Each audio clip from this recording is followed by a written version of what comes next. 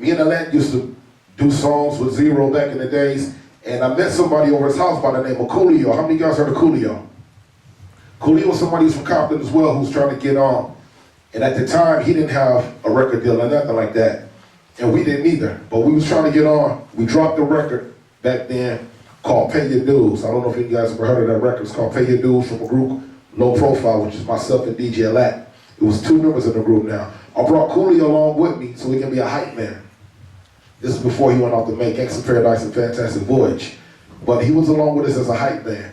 And we got a chance to tour the world. Ice Cube at the time left NWA, and he linked up with Hank Shockley and the Bomb Squad to go out there to drop his first solo album called America's Most Wanted. And at the time when he dropped this album, we had the Low Profile record coming out.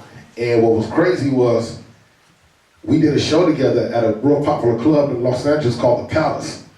This is before the House of Blues was up and it was, the place to go do the shows. It's a place called The Palace.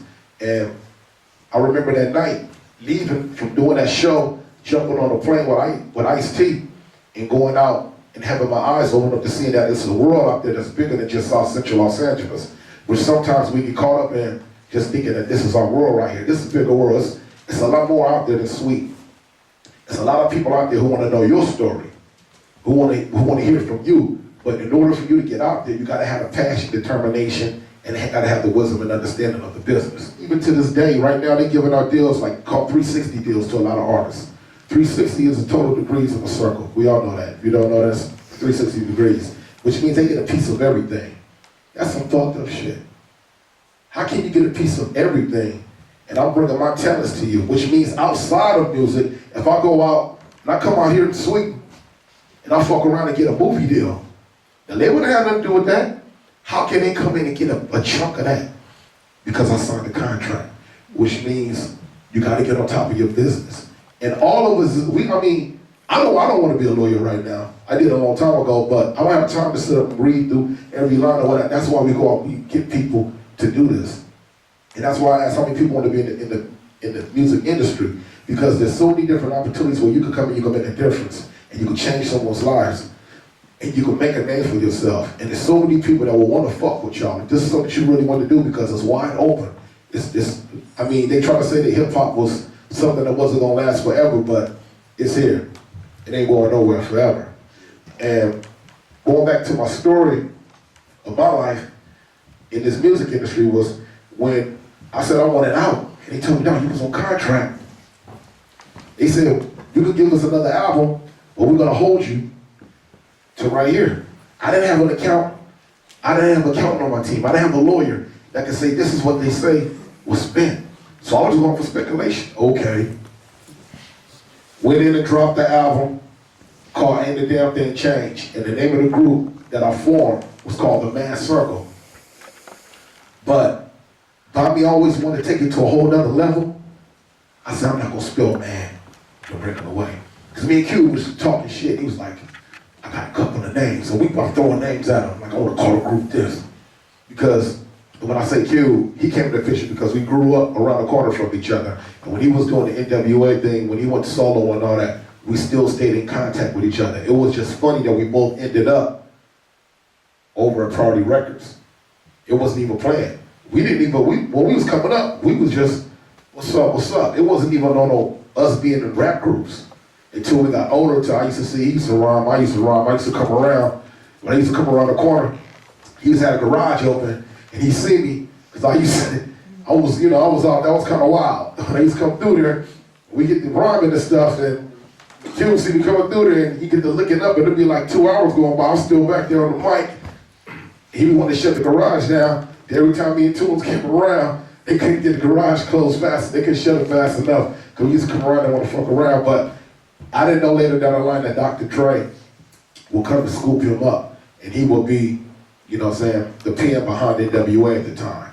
He didn't know that I would be Dub C at the time. And it was crazy because later when he went solo and I left my group, we got to chopping it up. We start talking about names. Name Man Circle came up. Excuse me. You want water, dude? The name? Okay, the name Man Circle came up, thanks. And I said, I want to spell it different because I want to take it to another level. So we spelled it with 2 A's and 1 D. It stands for Minority Alliance of Anti-Discrimination. And the reason I chose to pick that was because I felt like I was a minority, not just being black, but also too my way of thinking in the industry. Because on my album cover, I took the album cover downtown. And it was downtown on Skid Row where a lot of homeless people live. Because I want to show the whole world that this is a picture of us, really, because we're just like them. They just call it a bad break, but we're just like them. They all used to be doctors, lawyers, entertainers, all kinds of shit. They called it a bad break at the time. And I wanted to show the ugliest picture that America used to frown upon, show them themselves. I wanted that to be the mirror. And what we did was we let our beards and shit grow out.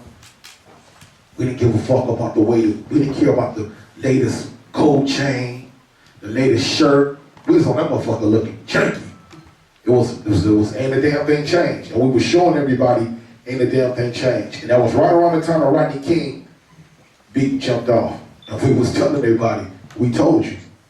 But we dropped the album, Ain't a Damn Thing Changed, from WC and the Man Circle.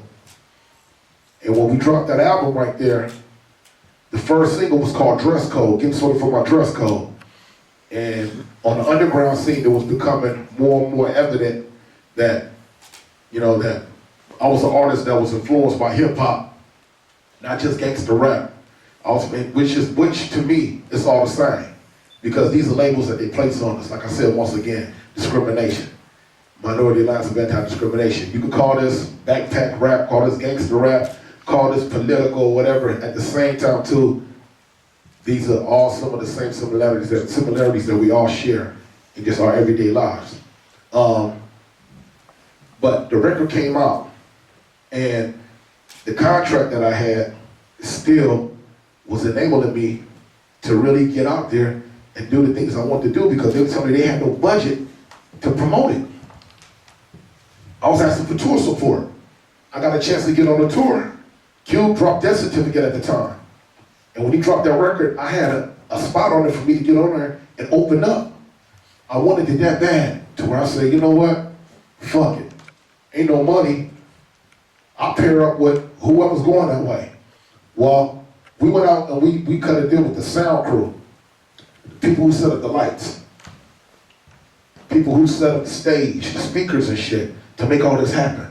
Well, when you're dealing with big arenas, which at the time, because Cube was like the #1 artist at the time coming out, it was a tour with Ice Cube. Anybody heard of Black Sheep?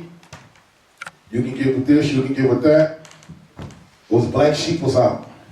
Naughty by Nature, Cypress Hill, Delta Funky Humper Sabian. It was quite a few artists that was on there. Busta Rhymes, you guys heard of Busta Rhymes before. Leaders of New School, Busta Rhymes popped up on a couple of the shows. I wanted to get on there. WC the Man Circle, I had to get on there. So I said, well, fuck it. I do whatever it's gonna take to make it happen. So I cut a deal with the people that was driving the buses, that was hauling out equipment. And me and Tools got on the bus, and we shared a bus with Delta Funky Homo Sapien. We went in with him and with the people that was on the bus. There wasn't no room really for us. We didn't have no hotel rooms. And when people get to the concerts, they set up for the concert might not start till 7 o'clock at night, but they're there at like 11 in the morning, setting up. And when the concert is over with, everybody's out partying at the after parties, they're leaving, moving to the next town. They had hotel rooms, we didn't, which means that we slept on the bus, scrubbed our nuts and all that shit inside the bathroom at the concert, at the arena. We was fucked up, but we wanted to make it. And we were stood side by side. We was in the back, just telling stories about, how we was gonna do it when we got on, when we really got out there. But we was on already though. But that's how much we really wanted it though. We was like, you know what? When this is my concert, when this is my tour, it's gonna be like this. I'm gonna come out some shit like this, that. But that's because we wanted it.